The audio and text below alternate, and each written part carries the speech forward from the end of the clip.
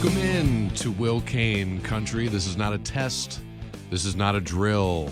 This is Two-A-Days Dan and Tinfoil Pat on the mic to start the show for you because our wonderful host Will is still in transit coming back from Iowa.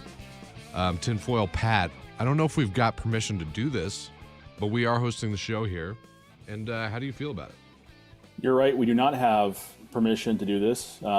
This is completely spontaneous. Unsupervised. Yes. And so, we want you guys to get crazy in the comments section, but we do have a treat for you. We got a very special interview that this is the reason why Will's not even here right now. He got stuck. It's really cold out there, sweeping the country, and he got stuck in the Midwest somewhere. We don't even know where he is. I feel bad for him. He's stuck somewhere in the country. His flights were delayed. I feel really bad. The guy has to travel. The guy does a lot, so, Well, last night, he said around 8 o'clock, he's like, I think I'll be home tonight. I'm very, very confident I'll be home tonight. I'll be able to do both shows. And then I got a text this morning, throughout the evening, he's like, flight got pushed back. Ugh. And then this morning I wake up, 4:45, he's like, I don't even know if I'll make it to for the TV show. So well, it's brutal. I don't know if our bosses know this is happening, so we could get shut down. Maybe the show gets shut off. We'll see. We'll do our best to fill in for Will here, but we do have the interview. Before we get to the interview, do you think Will makes it back in time for the end of this interview when we play it to be here for the audience to talk after the interview? He was 100% confident last night. After everything that's transpired, I give it 20%.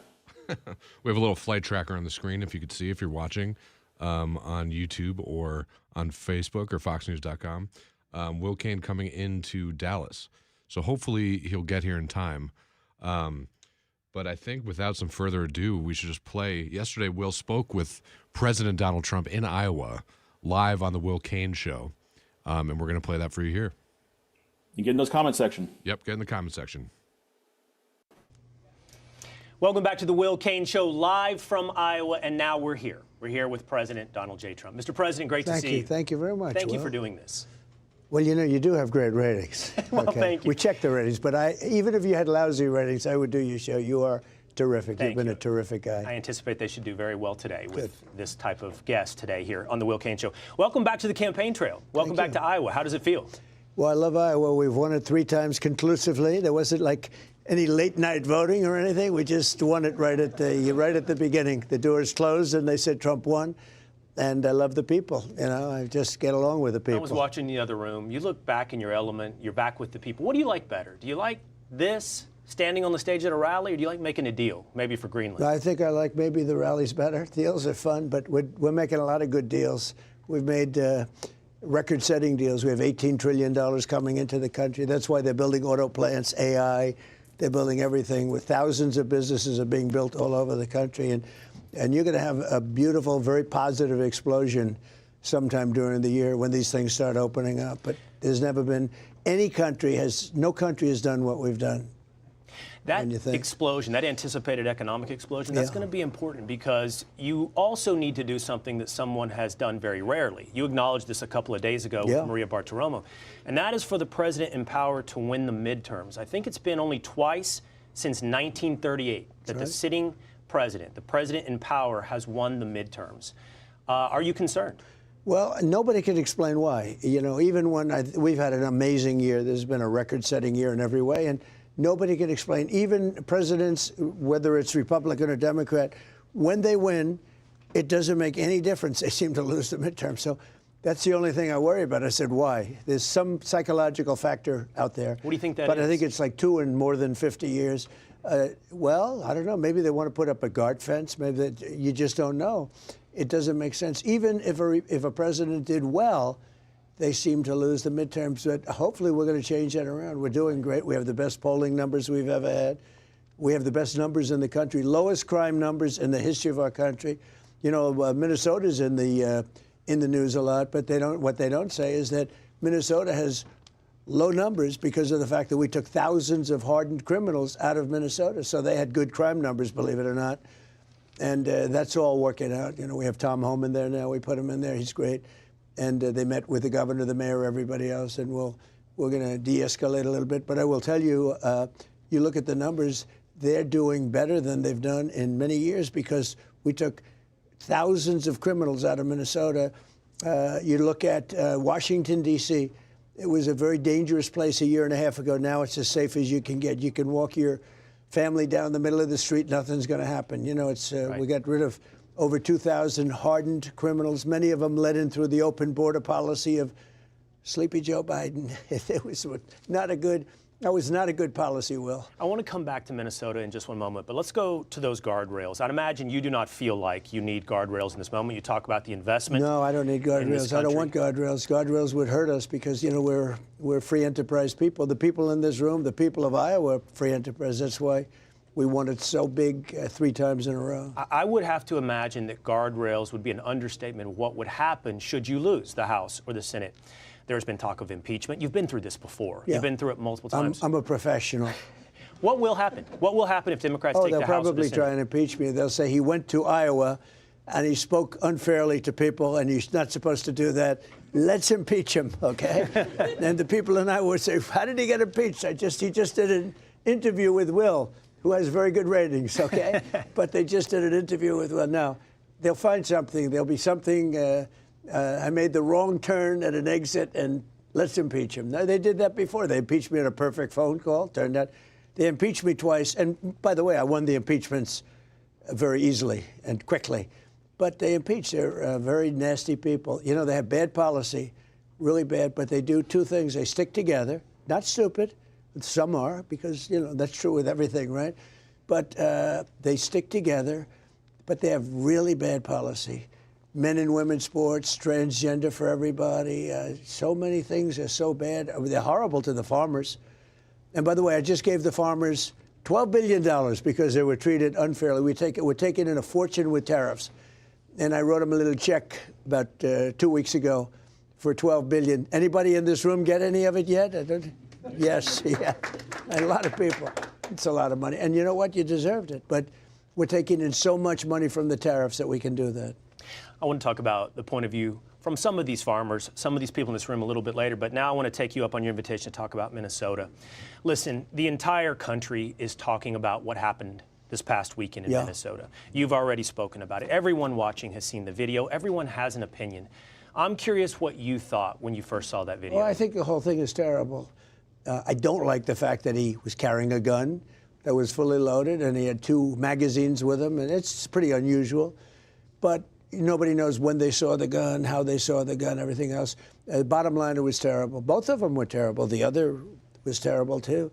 And I'm not sure about his parents, but I know her parents were big Trump fans. Makes me feel bad anyway. But, I mean, I guess you could say even worse. They were tremendous Trump people, Trump fans. And, you know, the daughter was, she was, I don't know if you could say radicalized, maybe not. I don't know. But I hate to see it. I hate to see that. You bring up the term radicalized. What do you think is happening? You see these people in these videos, they feel very emboldened to step in and interfere with law enforcement. Yeah. I'm not talking about protest, holding signs. I'm talking about people physically interfering with immigration enforcement. Why? Why do they feel so emboldened? You know, you have to go throughout the whole country. You know, we have done so much work throughout the whole country. We don't have any problem. The only one we have is Minnesota. We're in a lot of different places. New Orleans, we're in the governor of Louisiana called they have a big problem in New Orleans. And we went there. We've cut the crime by 67% in 4 weeks. It'll be down to practically nothing soon. Washington, D.C., we don't have problems. Like, you know, right. We've cut it down from a lot. It was very bad. It was terrible. People go to Washington to look at the Lincoln Monument, and they end up getting whacked or whatever, killed. In some cases, numerous killings. That's a beautiful, safe place now. Memphis, Tennessee, one of the worst in the whole country, and now it's got very little crime. But it's gone very differently in Minneapolis. Well, it has. It's the only place. And now the message is out that Tom Homan is in. Yeah. Commander Bovino is supposedly leaving Minneapolis along with some CBP agents. Is this a pullback? I don't think it's a pullback. It's a little bit of a change. Everybody in this room that has a business, you know, you make little changes. You know, Bovino is very good, but he's a pretty out there kind of a guy. And in some cases, that's good. Maybe it wasn't good here. But you have to understand, when I watch some of the people that I've been watching over the last few weeks, these are paid insurrectionists. These are paid agitators. These people aren't normal, like, oh, gee, that, you know, they're incensed about anything. How do you get incensed when you go into a state and you're taking criminals out? You're taking monsters out, murderers. You know, we had 11,888 murderers let into our country by other countries, by Biden with his open border stupid policy. It's the dumbest thing I've ever heard. You talk about bad policy. Open borders where people were coming, so the whole world, the Congo, Venezuela, all over the world, they're letting people in from their prisons and they're feeding them into the United States. And they're murderers and they're drug dealers and they're everything else you can think of, every bad name you can think of. And they let them in by the millions. We closed the border. You know, we have nobody coming into our country anymore. Literally. It just shows how hard it is to clean up, even after you close it. It shows the price that we paid under Joe Biden. It's the hardest thing when you think of it. You know, inflation we've solved. It's done. We have it good. Where prices are coming way down. They were just saying in Iowa the fuel is $1.95. Did you hear that? Somebody said $1.85, but it was $3.50, $4.50 just a year ago, a year and a half ago. You look at eggs, you look at groceries, it's all down. Everything's come down. Do you notice they don't mention affordability anymore?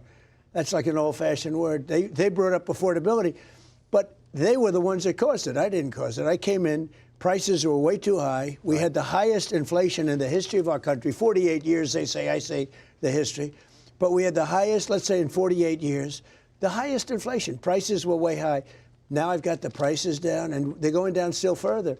But think of it. We brought fuel from $4, $3.50, $3.75 down to $1.99, $1.08. I was just told in Iowa $1.85. Yeah.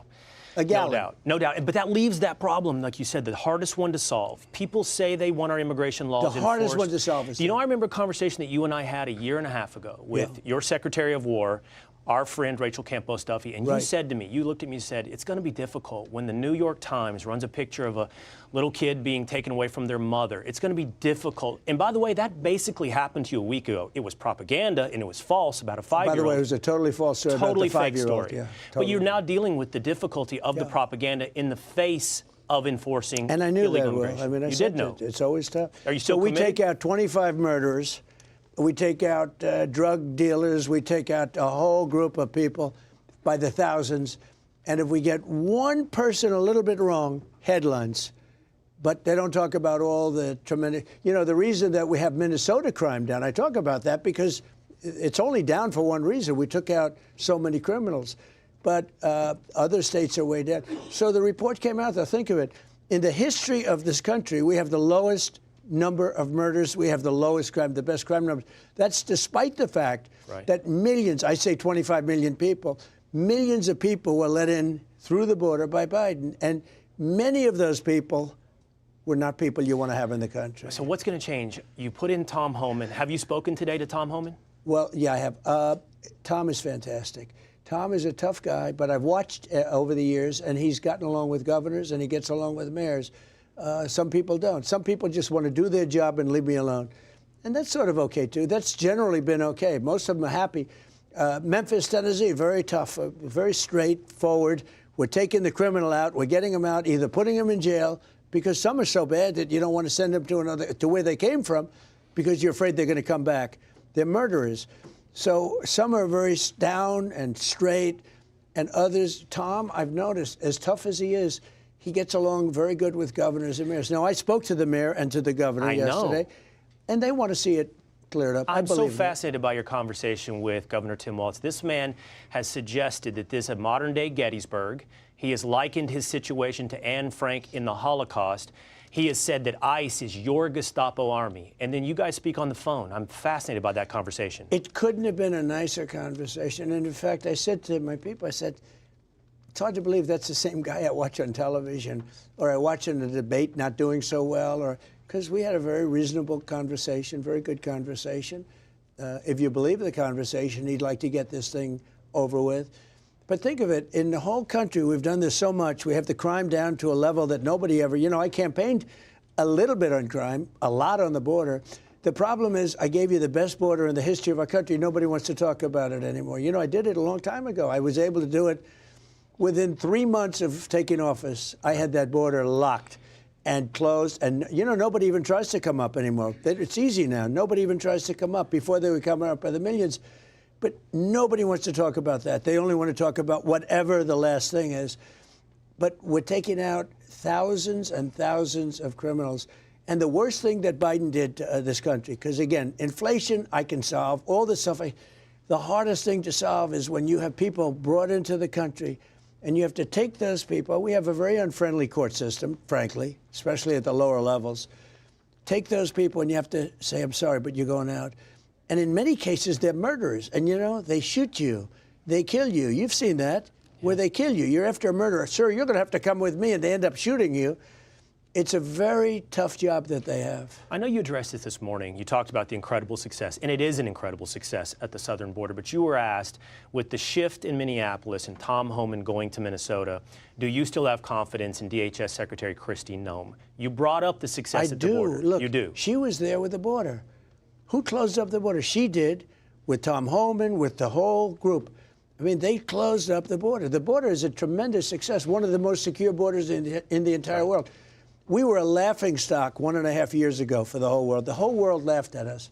I had friends that said, is that real? They'd look at a picture. You've been down to the border. They'd look at a picture of the border with hundreds of thousands of people pouring in like it was water. And they said, is that really taken? They can't believe it. They think it's one of these crazy movies that they make. The border was horrible. It was horrible. I did the border twice. First time I won, 2016, I won on the border. But that border was nothing, and I fixed it immediately. It was great. We had great years, and we had a great economy. We had the best economy in history in 2016, my first term. And we rebuilt the military, and we get the largest regulation cuts. We had the best job number. We had a great first term. This term seems to be blowing it away. I mean, the only thing we have is a Minnesota situation, and that is, I believe, easily resolved. Okay. You're about to take the stage here in Iowa. I imagine you're going to talk about the economy. Yeah. I'm curious what your plan is if the Supreme Court rules negatively on your tariffs. You talk about the tariffs We'll have to find another way. Look, is there a plan B? Yeah, the tariffs have been indispensable towards success. We've taken in $600 billion in tariffs. I gave the farmers $12 billion last week. I took them out of tariff money. It's kept the unfair competition out of our country. Now, they can build their auto plant here, but they can't build a plant in some place with, labor costs for a penny and then sell it into this country and then charge people a lot of money for a car. So the only way they can do that, they have to build the plants here. So the big auto companies from Germany, from Mexico, from Canada, Mexico and Canada are literally, their plants are closing down. They're moving into this country. So we have more activity than we've ever had. We have thousands of businesses all over the country being built. We have hundreds of big major factories between AI, autos, and many other things being built. We've never had a thing like this. And you use them as a tool for world peace. For world peace, yeah. We have to use it for world peace. But what happens if the Supreme Court strikes down the tariffs? We will find some other way of doing a similar thing. But it'll be more inconvenient. It won't be as easy. I was just speaking to some of the diners here today. Right. David Ullman, he's lived in Iowa for a long time. He's in agriculture. He does express concern about the tariffs and the effect it's had on farmers in Iowa. Well, it's going to be don't forget, they just kicked in. And we've taken in hundreds of billions of dollars. And we've kept a lot of people out that want to come in and rip off for years, it was the reverse. China would charge us tariffs. Other countries would charge us tariffs. I've totally reversed it. Japan gave us $550 billion. South Korea is supposed to give us $350 billion. But what happens is they're coming in, they're building plants, they don't have to pay tariffs. If they don't do that, so what's happening is we're getting a tremendous amount of business coming to this country, and they're coming in fast and sharp. I think the farmers are going to be the biggest beneficiary because when you used to have people coming in and dumping their crops into the United States, and you guys were hurt, they're not allowed to do that because we're tariffing those crops. Just a couple of more questions. I think the farmers, in a way, and it's going to take a little while to kick in, and the farmers stuck with me the first time, and I was right, with China, when China did a little bit of a number. We gave you $28 billion then because it was a help because they were taken advantage of for years.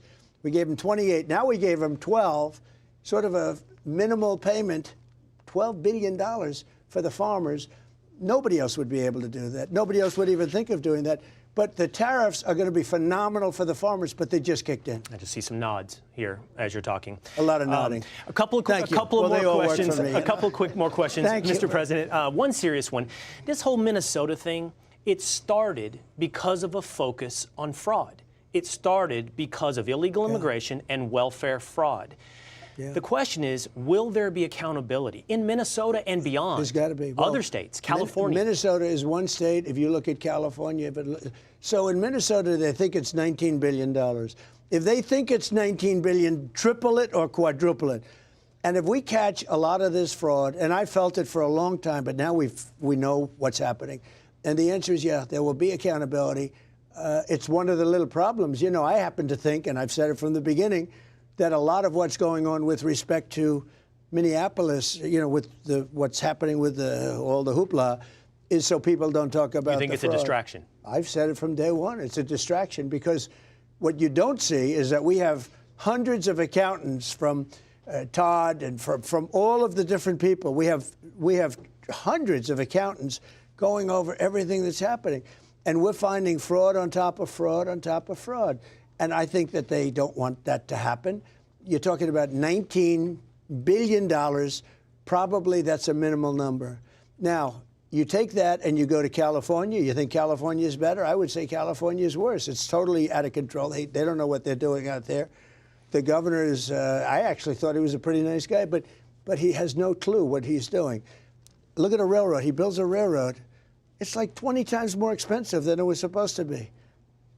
And what they did to get down the cost, they made it shorter so it doesn't go to San Francisco. You saw what he said, right? He's claiming victory in Minnesota, by the way. He has posted that you have retreated in Minnesota, Governor Gavin Newsom, and he is encouraging people to keep the pressure up. See, I haven't heard that at all because it's just the opposite. I was called by the governor yesterday. I was called by the mayor yesterday. How do we do something? Please, how do we do something? I think it's bad for them. I don't think it's bad for us. I think it's bad for them. Yeah, you'll have to see what Governor But it's not Newsom a question posted. of retreat. We want safe cities. Whether it's if we took a lot of the crime out of there. We want safe cities and states. We want a safe country. And again, we just got a report done by Democrats that the country is the safest ever recorded right now. Right, along with a secure border. I'm just looking around. You know who's here today? There's a lot of people, but one guy who is not here is your Secretary of State, and I'm afraid he made a very big mistake. He gave an interview where he said that one of his tricks with you is on Air Force One. Marco Rubio goes into a room and covers himself up with blankets so that you won't see him sleeping, that you'll think it's a staffer. And so I think there's only one of two ways you go with this. You give him yet another job, or you pull the blankets back. That's what he wants. Let me tell you, he's doing a fantastic job. But he's a tough cookie. I can tell you that. He's a tough cookie. He's going to go down as the best Secretary of State we've ever had. You see what we're doing. Just today we solved a tremendous problem in conjunction with Syria.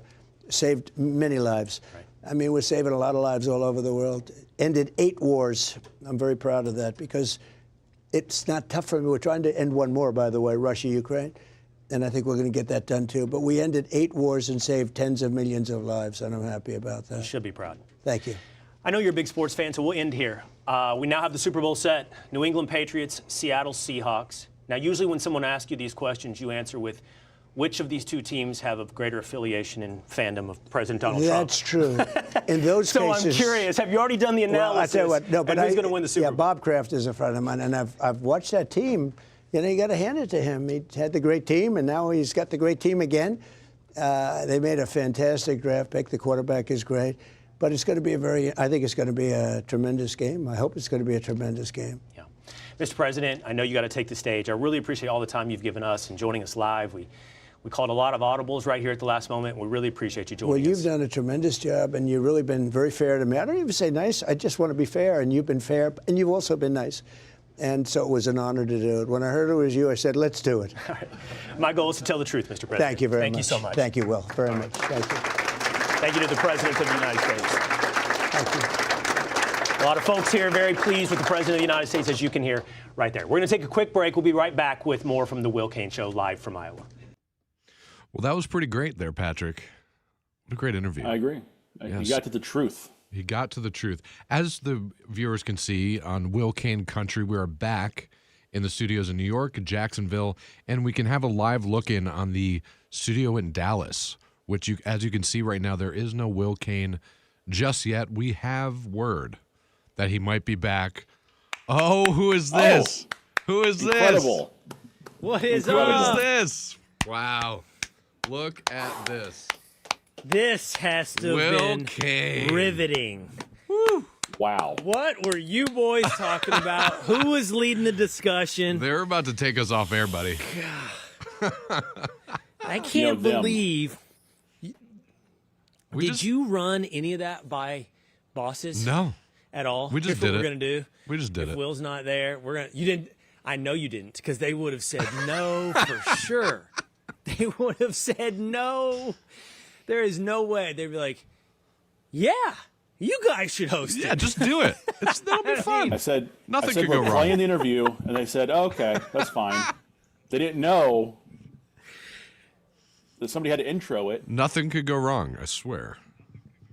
We held down the fort for you. Welcome Patrick is going to host the. First of all, you got Dan, quasi-lib, and Patrick, totally irresponsible conspiratorial theorist. It's the nightmare for Fox. It's like getting Tarlov and a long-fired employee and giving them the microphone. I almost brought the Brooklyn Brunch crew on as call us. guests, but they couldn't make it. I bet you did. I bet they had some things to say too about my interview with President Trump. I saw. Here, let me guess. Let me guess what they said. The Brooklyn Brunch crew said that. Well, here's the negative feedback that I saw. Okay, one of them I can't repeat on air because it had to do with a sexual act, and suggested that I was there to please President Trump. Wow. And they were going to say that. I got that one regardless. from They're the gonna say brunch that. crew. Was it about the knee pads? Like course something you about the did, knee pads? Energy drink. In that vein, yeah, Gavin Newsom, a knee pad in that vein. Thank you, Ed. It's time for an energy drink, a little Black Rifle coffee. There you go. Oh, you weren't here this has been yesterday. been We're a a whirlwind, Celsius boys. show now. Whirlwind. Just FYI. Yeah. There's Celsius sponsorship. Are they It's like sponsoring liquid us? meth, I heard. According to Do we Michael have a Mel. sponsorship? No, we're trying to. No. So what was the other thing you heard about the Trump interview? That he said that the people involved in Minnesota were paid agitators and that I didn't challenge him on that. Well, it's true that I did not challenge him on that statement because I agree. I think that this is one of those things. First of all, President Trump does this thing. He says something and everybody freaks out. And you know what they seem to forget in the entire calculation? That he is president of the United States. Yeah. And that he has access to information like, say, the FBI or foreign intelligence on any host of issues. You know, your random CNN commentator seems to think he has access to the same amount of information as the president of the United States. So he says something, they're like, oh my God, that's insane. How could he say that? And then a little time passes and you realize, oh, he actually knew what he was talking about. He wasn't just spitballing. He wasn't just being hyperbolic. And the facts end up backing him up because he has said something that he learns much earlier than the rest of the public.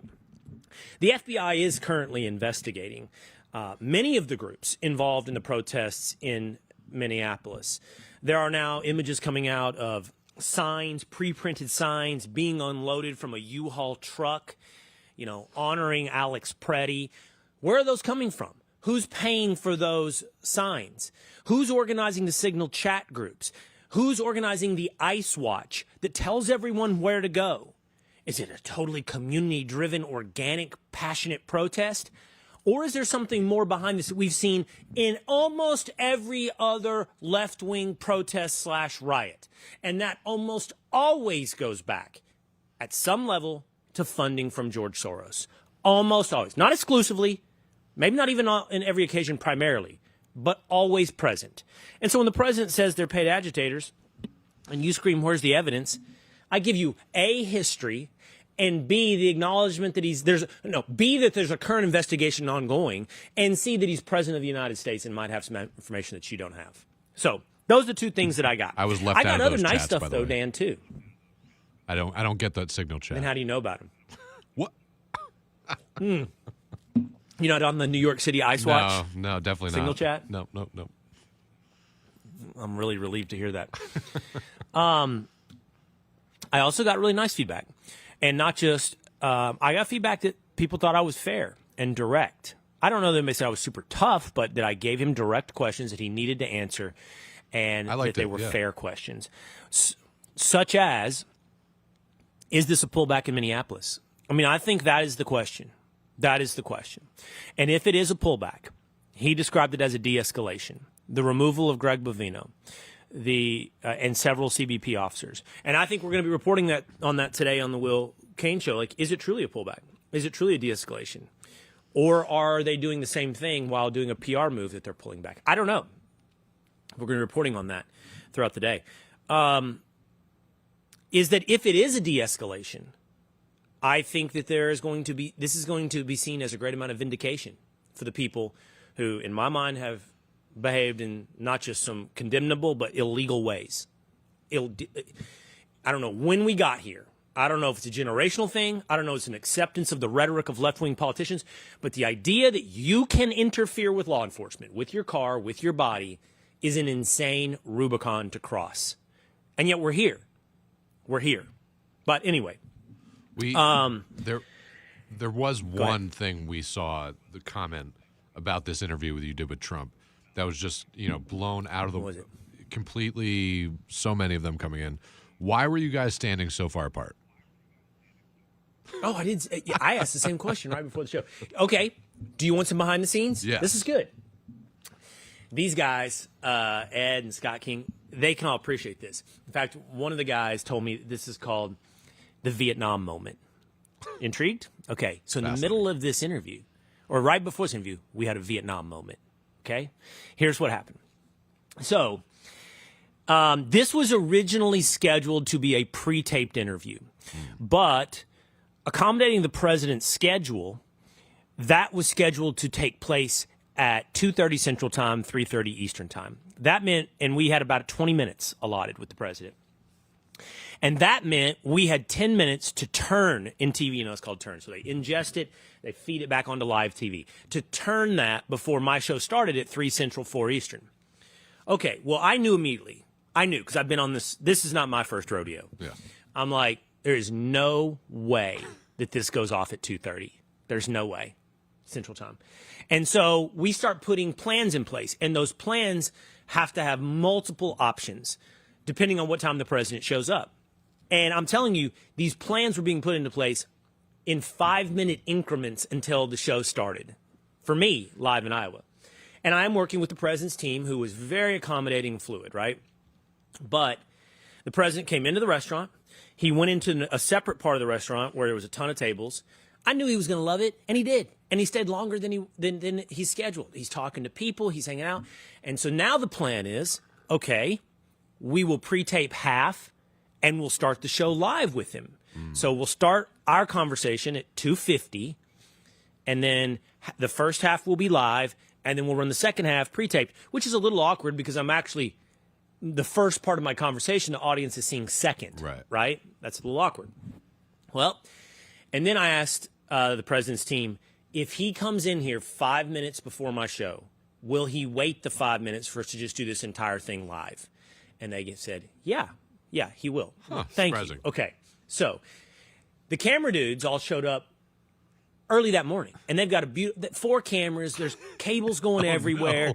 2 seats. Oh, no. We all know where the president is going to stand. We know he has his favorite side. So, by the way, I like the same side as him. That's the side of the couch that I sat on Fox and Friends, but that's the president's side. Okay, so I'm going to sit on the other side.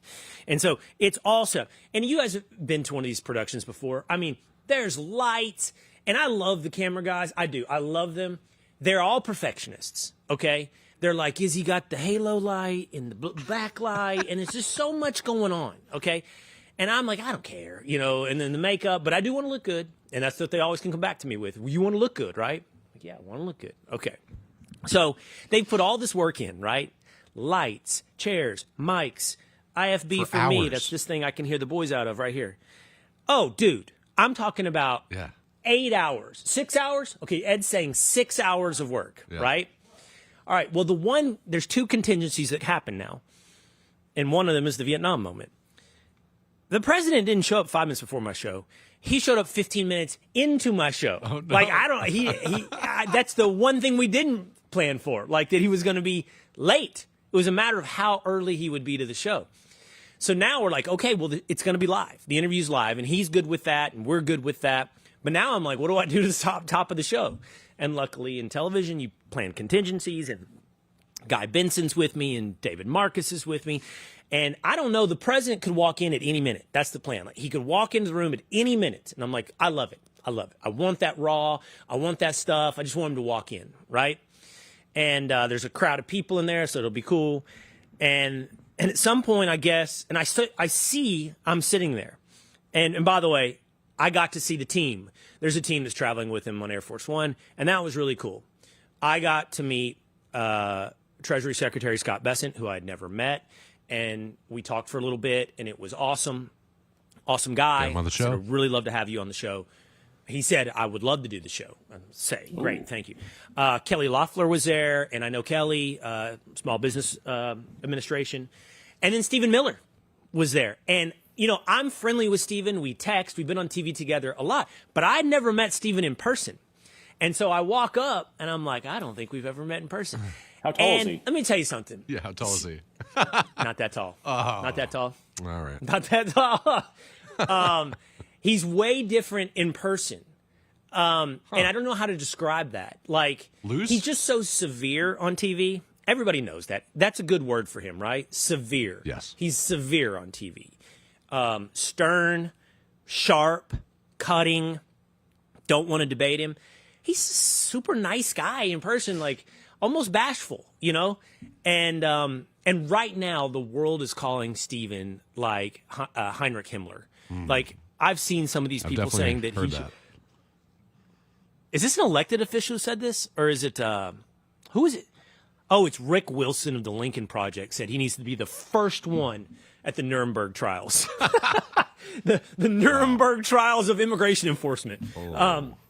But anyway, I love talking to Stephen, and I said, hey, man, I actually would love a 45-minute sit-down with you because you have become the villain of the world. And I'm just sitting there talking to him, and he's a human being, and he's a different human being than he comes across on TV. I just think he'd be a fascinating interview. Fascinating. If he would be that guy, he might turn it back on the minute there's a camera. I don't know. But I texted with him, Stephen, we want you. 45 minutes, the real Stephen Miller. Let's do it. So anyway, president is not in the middle of a snowstorm. So the room starts filling up. Yeah. Doing all this in the middle of a snowstorm is like taking everything, all this logistics, and just adding 10 degrees of difficulty on top of all of this. Did you sleep? I mean, you think it's more than 10? Well, I hope the audience is following along. I'm going to tell you about the Vietnam moment and answer Dan's major question, why are we standing so far apart? My flight to Iowa was its own rodeo. Delay, switch, all these different things. I landed in Omaha, Audible, not Des Moines, fly into Omaha. I landed in Omaha at 3 a.m. Got a hotel, got into bed at 4 a.m., woke up the next morning at about 8, I think it was, and hit the road to Des Moines, which is about a 2-hour drive. So then last night, was supposed to fly back from Des Moines to Dallas. No, cancel. Delay, cancel. Got a hotel in Des Moines. Had a 5 a.m. flight today to be back here in time. Woke up at 3, because you got to get to the airport at 4, all that stuff. And Ellie has a text, flight cancel. I'm like, oh my gosh. I got an Ellie story for you too. And she's still there? And so she's somewhere around here. I'm sure sitting in the lap of luxury. I'll tell you about that. So, by the way, halfway into this, I remembered I have like the highest status you can get on American, which I never really use. Apparently, I can call this number, and they'll put me on any flight, whatever's next. Wow, must be And I didn't nice. know that. All this time, I'm sitting here struggling what flight should. They're like, you don't need to do this. Like, we will put you on the next flight going out. And I'm like, really? Didn't work. So this morning, I got a Southwest flight to St. Louis, then got on a flight in St. Louis to Dallas, and literally landed. You saw me walk in. She heard her name called, like Tinkerbell. Somebody's running ring something, and she appears. Beetlejuice. Oh, here she comes. So today, I have no status on Southwest. How about this? Okay, the flight from St. Louis to Southwest is booked full, right? Southwest to Dallas, St. Louis to Dallas. And they get on the thing, and then, like, if you're boarding group 5, you need to check your bag. And I turned to Ellie. I'm like, what group are we? Looked at our phones, and she's group 5, and I'm group 4. Wow. I'm like, ooh. I go, why don't you go pay? Because, you know, in Southwest, you can pay to board first, whatever they call it. I go, why don't you go pay? Make sure we board right away so that when we get to Dallas and try to make the show, our bags are here, we're ready to go. She goes, yeah, good idea. She goes, okay, and she goes to Southwest, and she comes back. I'm like, what boarding group are we? And she's like, I'm priority. Me too? And she's like, no, I didn't do you. I'm like, you bought yourself priority? And you left me boarding group 4? Way to go, Ellie. And I'm banging out this monologue on my phone that I want to do today on the show. I mean, I tell the staff, Ellie's doing the monologue today at 3 Central because I'll be fishing my bag out of baggage claim at Love Field. But she, meanwhile, boards the plane first, literally first. She boarded the plane first.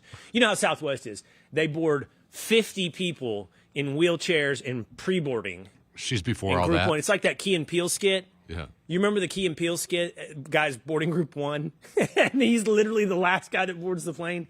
That's how it feels on Southwest. You're boarding group 1, but that doesn't mean anything. That means you're the 75th person to board the plane. But Ellie was right up there, buddy. I mean, okay. So back to this, before I got distracted by the travel thing. All right. So I see the room starting to fill up with the Stephen Millers and the Scott Bessons and the handlers. And I'm like, ooh, it's getting close. The president's coming in. And they like, take a break. The president's coming in. I'm like, okay. I'm going to take a quick break. We'll be right back with the president of the United States. Commercial break, 5 minutes, right? They run in, all the cameramen and everybody, and they go, he wants to stand. I'm like, what? He doesn't want to sit for the interview. He wants to stand. Oh, no. And this is the Vietnam moment. I learned later it's not the first time that it's happened. Apparently, he did it in Vietnam with Sean Hannity. They set up a whole set. They had it beautifully lit. They had the camera set up, the chairs. And he comes in, he goes, let's stand. And they're all like, yeah, let's you stand. Hear a collective groan and from so the that's what cameraman. happened. So we were blocked and lit for a sit-down interview. And then we decide to stand. So they come in, they just raise everything. They raise the cameras, they raise the lights, you know, and he waltzes in like, we good? And these guys are like, yeah, we're good. They're just shoving stuff up. So it looks like it's all good. It Whatever. looks better. So that's why we further apart on chairs, you mean? I think so. Yeah. I think so. Got it. Yeah. He and I joked about it. Why are we so far apart? He's like, what is this, COVID again? That I know that video that I think Ellie probably took and posted on Instagram. It was a behind the scenes of you two, and you can see the X's marked on the floor, and it just looks even further away when you get the cameras further away from you. It looks like you're 15 feet apart from each other. It works. I will tell you that. Honestly, I think about that stuff because you, in an interview, you want to connect, right? And my goal in an interview, even if I'm challenging somebody, is to actually get to the real person, get past the talking point, get to the real person. And a lot of that is really nonverbal. And that makes, remote interviews very, very difficult. But like nonverbal communication is 80% of what we do. Eye contact, body language, even proximity, how you're talking to it. It all reads. We're all reading it constantly. That's why you need to look people in the eye, Patrick. And, I worried about that. Like, how's it going to feel this far apart? And the truth is, I feel like the president was so relaxed and comfortable in that conversation.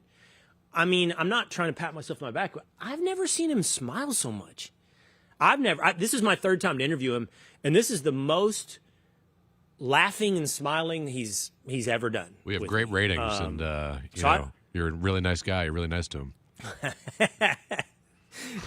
He amended that. Not nice. You're really nice to me. Not nice. You just, you're good. Fair. I could tell. I'll just say this one thing. When the show started yesterday, the TV show, I could tell there was a look on your face because I look at your face a lot for editing for this show. I could tell there's a look of unsure on your face when the show started. So Really? now I know what it is.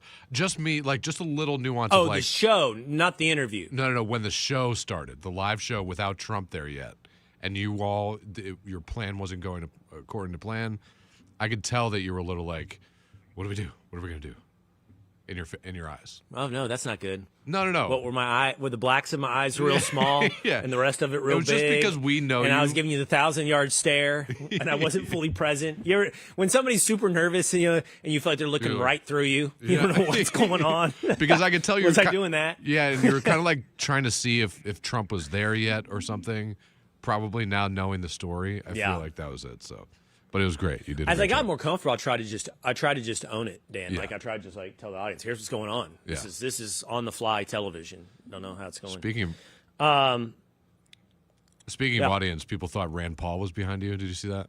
The guy behind the president. He No. looked just like Rand Paul. I didn't.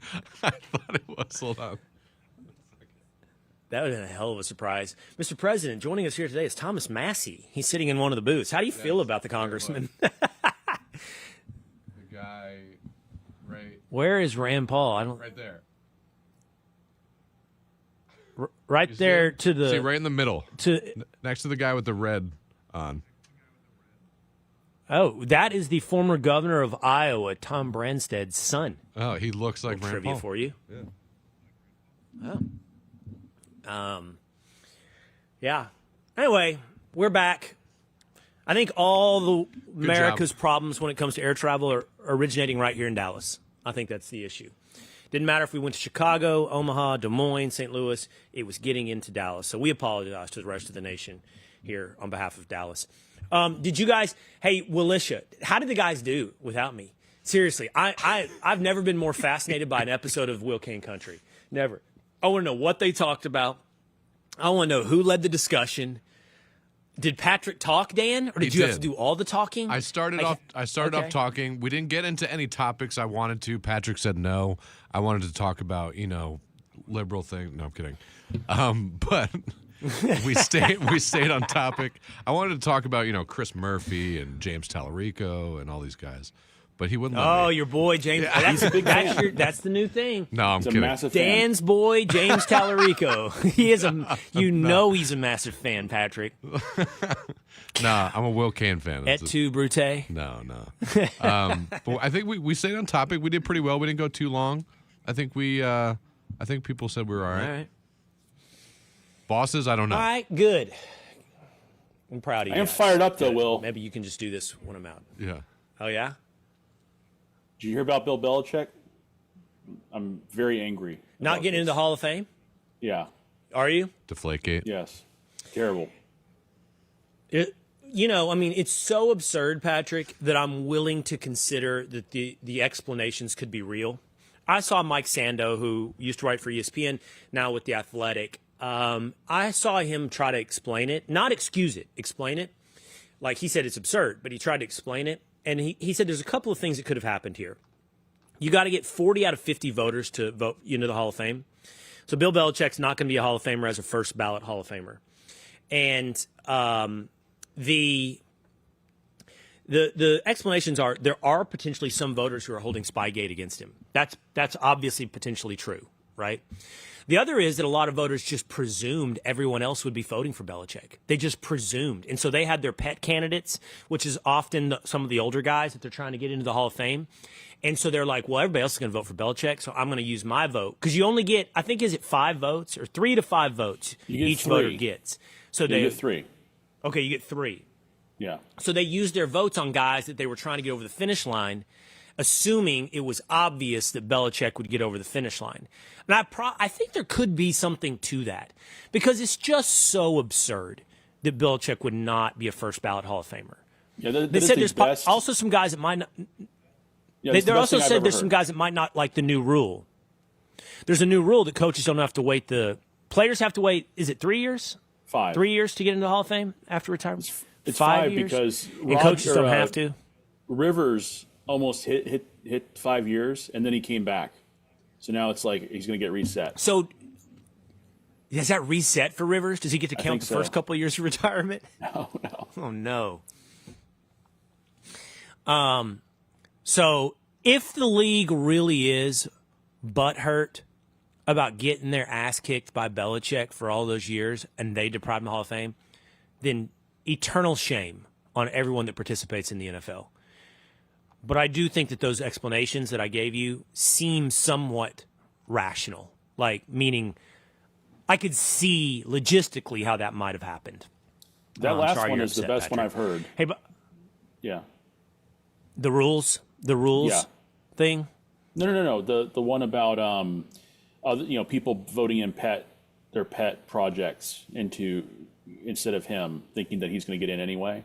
That's the best one I've heard. Right. I think all the other arguments like the Deflategate thing or Spygate, just him cheating and or Brady leading, being the one carrying him, I think just fall on deaf ears essentially. Like he's won 6 Super Bowls as a head coach, 2 as a defensive coordinator. I think his resume speaks for itself. Hey, I want to tell you guys about something. 20 days, one historic movement. It's an unbelievable journey. It's Melania from Amazon MGM Studios, and it captures the one-of-a-kind transition into the White House, showcasing the planning, the pressure, and personal moments that come with stepping into the role of First Lady for a second time. From logistical complexities to decisions made behind closed doors, the film brings you closer to Mrs. Trump and her family as they return to the nation's capital. See what history looks like before the doors officially open. Melania arrives exclusively in theaters January 30th, 2026. Make sure you check out Melania. Before we go today, We got some comments. what do you got, Dan? Oh, okay. She told me to check my texts. Yeah. I've got 5% battery, Dan, so we'll see if this works here. I want to do the whole shebang. I flew in for this. We're going to make the show the way we always do. Yeah. Boom. Put them up in studio. That looks really great. That doesn't look the way I want it to. Yeah, just relax, Dan. Relax. I'm going to get this. Sorry. There we go.